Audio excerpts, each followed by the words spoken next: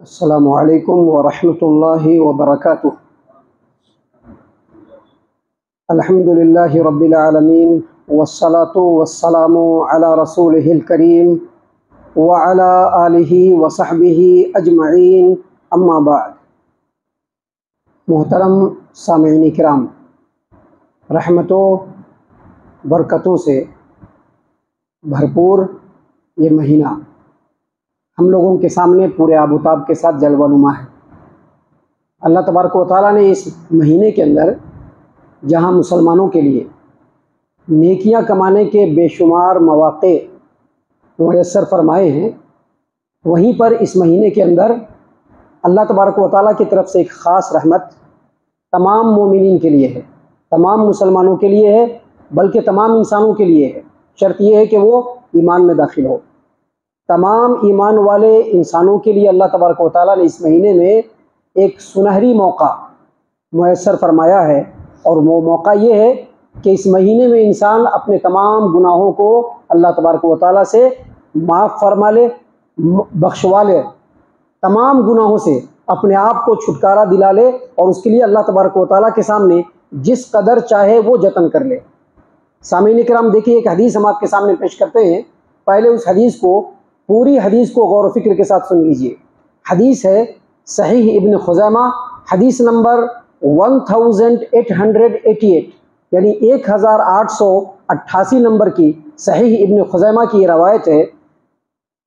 ابو ہریرہ رضی اللہ عنہ سے روایت ہے کہ آپ صلی اللہ علیہ وسلم ایک روز ممبر کے تمام درجات پہ چڑھے، ایک درجہ، دوسرا درجہ اور تیسرا درجہ، اور ہر درجے پر آمین آمین آمین کہا۔ صحابہ کرام رضی اللہ عنہم وہاں پر موجود تھے۔ ان لوگوں نے پوچھا کہ اللہ کے رسول صلی اللہ علیہ وسلم، آپ نے ابھی ایک ایسا کام، ایک ایسا عمل انجام دیا ہے جس عمل کو آپ نے اس سے پہلے کبھی بھی انجام نہیں دیا۔ دیکھیے حدیث کے الفاظ ہیں، صحابہ کرام رضی اللہ عنہم نے پوچھا، حدیث میں کہ فقیل لہ، آپ سے کہا گیا، آپ کے سامنے عرض کیا گیا، یا رسول اللہ ما کنت تصنع ھذا، اللہ کے رسول صلی اللہ علیہ وسلم آپ نے یہ کیسا عمل کیا، کیونکہ اس سے پہلے کبھی بھی نہیں انجام دیا، آپ نے یہ ہر سیڑھی پر چڑھتے ہوئے آمین آمین آمین کا لفظ کیوں کہا؟ تو اللہ کے رسول صلی اللہ علیہ وسلم نے اس کے جواب میں کہا کہ جبرائیل امین علیہ السلام ابھی دعا فرما رہے تھے۔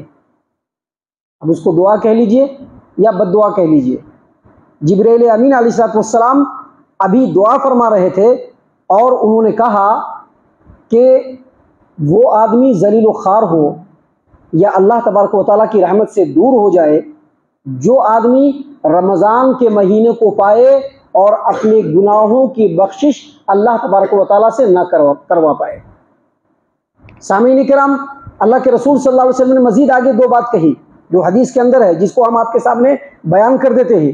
اللہ کے رسول صلی اللہ علیہ وسلم نے فرمایا کہ ہلاک و برباد ہو جائے، ذلیل و خوار ہو جائے وہ آدمی، اور اللہ کی رحمت سے دور ہو جائے وہ آدمی جو اپنے ماں باپ کو پائے اور اپنے ماں باپ کی خدمت کر کے اس مقام پر نہ پہنچے کہ ماں باپ اس کو جنت میں داخل کرا دے، وہ آدمی بھی ہلاک و برباد ہو جائے، ذلیل و خوار ہو جائے، اللہ کی رحمت سے دور ہو جائے۔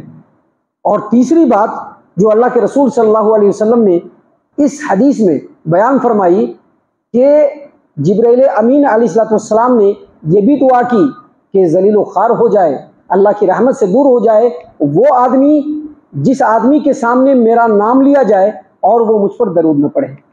ان تینوں دعاؤں کے اوپر میں نے آمین آمین آمین کہے۔ سامعین کرام، اس حدیث کے اوپر غور کیجئے۔ ابھی وہی مہینہ ہمارے سروں کے اوپر سایہ فگن ہے، رمضان کا مہینہ۔ اب اس رمضان کے مہینے کو ہم کس انداز میں لے رہے ہیں، کس طریقے سے لے رہے ہیں، کس طرح سے پورے سنسیریٹی کے ساتھ اس مہینے میں ہم اپنے رب کو راضی کرنے کی کوشش کر رہے ہیں، کس سنجیدگی کے ساتھ ہم اپنے گناہوں کو اللہ تبارک و تعالیٰ سے معاف کروانے کی کوشش کر رہے ہیں، اس کا فیصلہ، اس کا ججمنٹ ہر آدمی اپنی اپنی جگہ پر خود کر سکتا ہے۔ لیکن ہم آپ کو بتلا دیں کہ یہ جو مہینہ گزر رہا ہے، 7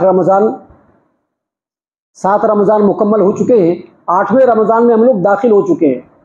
اب تک ہم نے کیا کیا ہے اس کا بھی محاسبہ کر لیجئے. آنے والے جو بچے ہوئے ایام ہے اس میں ہمیں کیا کرنا ہے اس کے بارے میں بھی ہمیں غور و فکر کر لینا چاہیے، اس کا ایک مکمل خاکہ مرتب کر لینا چاہیے. دیکھیے آرام کرنے کے لیے تو ہر دن ہے ہمارے پاس موجود ہے، لیکن یہ جو رمضان کا مہینہ ہے یہ خصوصیت کے ساتھ اللہ تبارک و تعالیٰ کی خاص رحمت سے ہم لوگوں کو میسر ہوا ہے، لہٰذا رمضان کے مہینے میں اپنے گناہوں کو معاف کروا لیجیے. دیکھیے اللہ کے رسول صلی اللہ علیہ وسلم کی ایک اور حدیث ہے. نبی صلی اللہ علیہ وسلم نے فرمایا بدبخت ہے وہ آدمی جس آدمی نے رمضان کا مہینہ پایا اور بہترین عمل کر کے اللہ تبارک و تعالیٰ سے اپنے گناہوں کو معاف نہیں کروایا، اس آدمی سے زیادہ بدبخت کوئی نہیں. دیکھیے یہ مہینہ اور اس مہینے کا ہر دن اور اس مہینے کے ہر دن کی ہر رات ہم لوگوں کے لیے بہت اہم ہے. اللہ کے رسول صلی اللہ علیہ وسلم کی حدیث ہے کہ وَلِلَّهِ عُتَقَاءُ مِنَ النَّارِ وَذَلِكَ كُلُّ لَيْلَةٍ، ہر رات اللہ تبارک و تعالیٰ کی طرف سے بہت سارے لوگوں کو جہنم سے آزادی ملتی ہے. اب کیا ہمیں اس میں ہونا چاہیے نہیں ہونا چاہیے؟ ہر رات بہت سارے لوگوں کو اللہ تبارک و تعالیٰ کی طرف سے جہنم سے آزادی ملتی ہے. کیا ہمیں ایسے لوگوں میں شامل ہونا چاہیے یا نہیں ہونا چاہیے؟ ضرور بھی ضرور ہونا چاہیے. اس حدیث کی روشنی میں اور جو بھی حدیثیں ہم نے آپ کے سامنے پیش کی ہے ان حدیثوں کی روشنی میں رمضان کے رہتے رہتے اگر ہم نے اپنے گناہوں کی بخشش نہ کروائی تو ہم سے بڑا بدبخت، ہم سے بڑا محروم اور اللہ تبارک و تعالیٰ کی رحمت سے دور اور کوئی نہیں ہو سکتا ہے. دیکھیے اس مہینے میں اپنے گناہوں کو بخشوانے کا، اپنے گناہوں سے دور ہونے کا، اپنے گناہوں سے نجات پانے کا اور اللہ تبارک و تعالیٰ کی مکمل بخشش کو اپنے دامن میں سمیٹنے کے کئی مواقع ہیں. سب سے پہلا موقع روزہ رکھیے.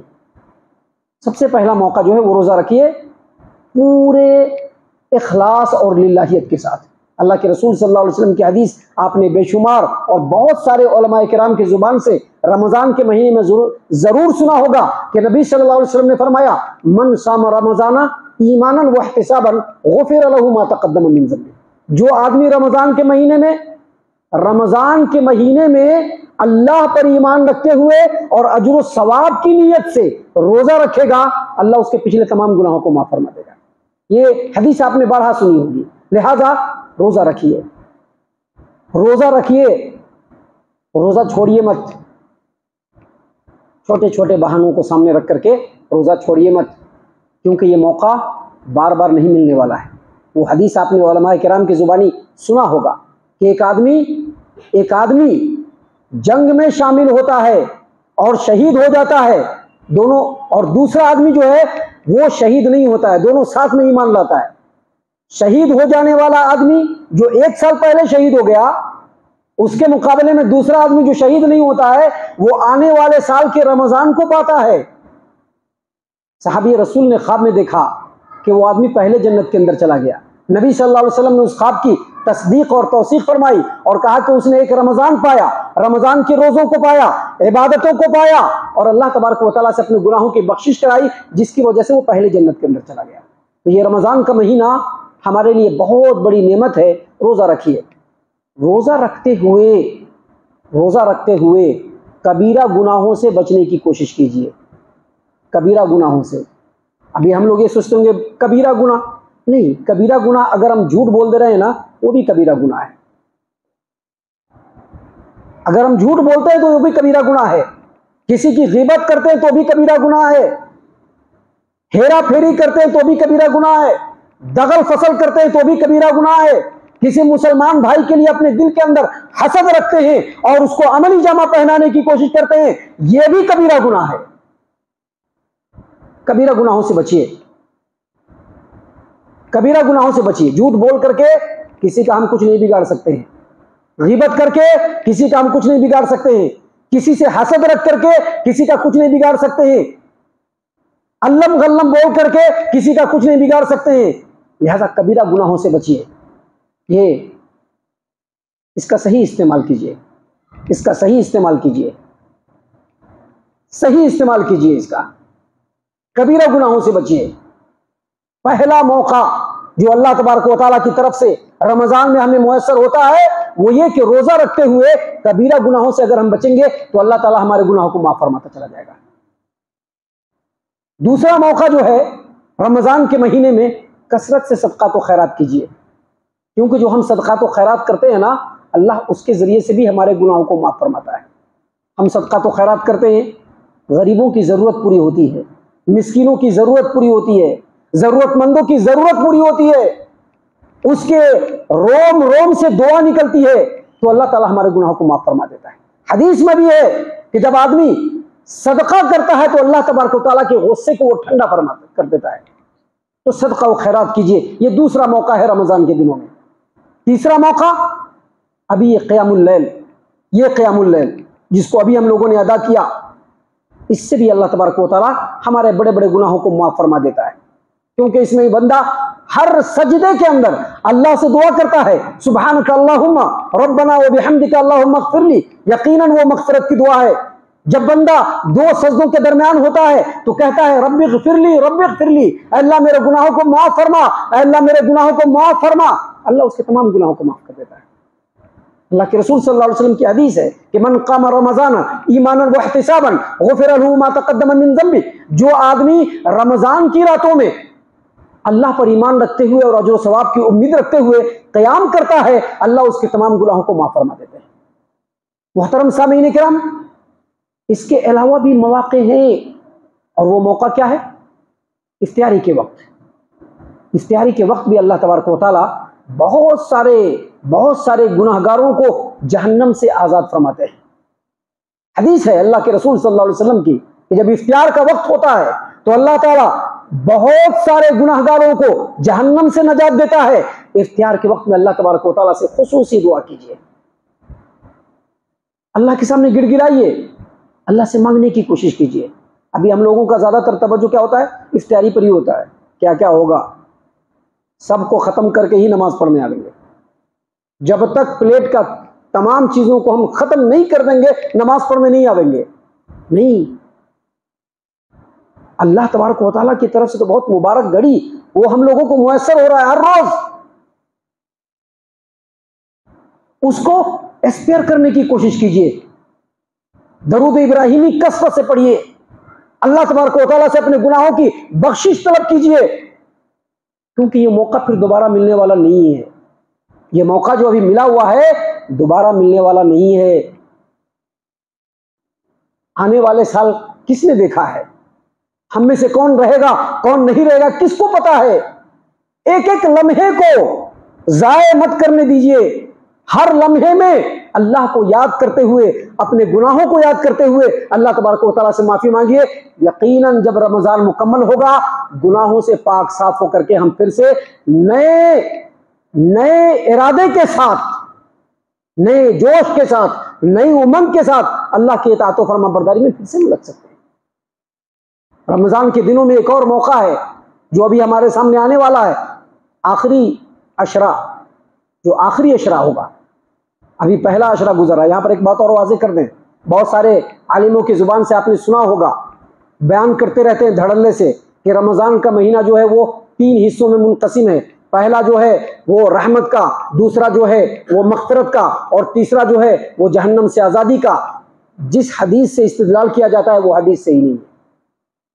یہ پورا کا پورا مہینہ اور اس مہینے کے ہر دن اور ہر دن کا ہر لمحہ رحمت کا بھی ہے، برکت کا بھی ہے اور مغفرت کا بھی ہے، ہر لمحہ مغفرت کا ہے۔ تو آخری جو عشرہ ہے اس میں خصوصیت کے ساتھ اللہ تبارک و تعالیٰ کی عبادتوں کی طرف بالکل مائل ہو جائیے، کیونکہ آخری عشرے میں لوگ پھسل جاتے ہیں۔ کچھ لوگوں کو ان کا کاروبار ہوتا ہے جس کی وجہ سے وہ اللہ کی طرف سے توجہ ہٹا لیتے ہیں، کچھ لوگ مختلف مشاغل میں مشغول ہو جاتے ہیں اسی لیے اللہ تبارک و تعالیٰ کی طرف سے توجہ ہٹا لیتے ہیں، اور کچھ لوگوں کو یہ پڑی ہوتی ہے کہ اب روزہ دھیرے دھیرے کھسک رہا ہے، اب یہاں سے خوشیوں کا جتنا بھی معاملہ ہے سب کو خرید لیا جائے اور دامن میں سمیٹ لیا جائے، اس کے لیے وہ لوگ اللہ تبارک و تعالیٰ کی طرف سے توجہ کم کر دیتے ہیں۔ ایسے وقت میں ہمارے لیے ضروری ہے کہ اس موقع کو सुनहरा मौका समझते हुए आखिरी अशरे में अल्लाह तबारक व तआला से कंप्लीट लव लगा ले तो ये महीना हमारे लिए यकीनी तौर पर मग़फ़िरत का महीना हो जाएगा। और ये जो बद्दुआ जिब्रील अमीन ने किया अलैहिस्सलातु वस्सलाम और नबी अकरम सल्लल्लाहु अलैहि वसल्लम ने आमीन कहा, हम इस बद्दुआ के असर से बच सकते हैं। क्योंकि नबी सल्लल्लाहु अलैहि वसल्लम ने क्या फरमाया कि जिब्रील ने कहा कि तबाह बर्बाद हो जाए, जलील व खार हो जाए, अल्लाह की रहमत से दूर हो जाए वो आदमी जिसने रमज़ान का महीना पाया और अपने गुनाहों की मग़फ़िरत नहीं करवा पाया, वो आदमी जलील व खार हो जाए। इस बद्दुआ से हम लोग बच सकते हैं। हम अल्लाह से दुआ करते हैं कि अल्लाह ताला हम तमाम को इस महीने में अपने ख़ास दामन रहमत में हम लोगों को पनाह दे दे, अपने बरकतों से हमें नवाज दे और हमारे गुनाहों से अल्लाह ताला हम तमाम लोगों को माफ़ फरमा दे। आमीन या रब्बल आलमीन। वमा अलैना इल्लल बलागुल मुबीन।